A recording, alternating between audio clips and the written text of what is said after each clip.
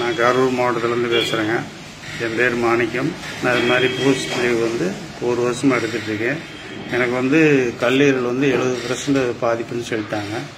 அதுக்கப்புறம் மஞ்சள் காமாலை வந்து 3 பாயிண்ட் இருக்குதுன்னு சொன்னாங்க. இப்போ நான் ஒரு வருஷமாக பூஸ்ட் லீவ் சாப்பிட்ட பின்னாடி மஞ்சள் காமாலை வந்து 1.8 வந்துருக்கு. இப்போ பரவாயில்ல, ஓரளவுக்கு நல்லா குறைஞ்சிருக்கு. நல்லா பசி எடுக்குது, நல்லா சாப்பிட்றேன். வந்து 70 கிலோ தான் இருந்தேன். இப்போ 85 கிலோ பக்கமாக வெயிட் கூடி இருக்குங்க. நல்லா பசி எடுத்துருக்கு. பரவாயில்ல, மஞ்சள் காமாலை செக்கி அது சாப்பிட்ட பின்னாடி பூஸ்ட் லீவ் சாப்பிட்ட பின்னாடி நல்லா இருக்குங்க. சந்தோஷம்.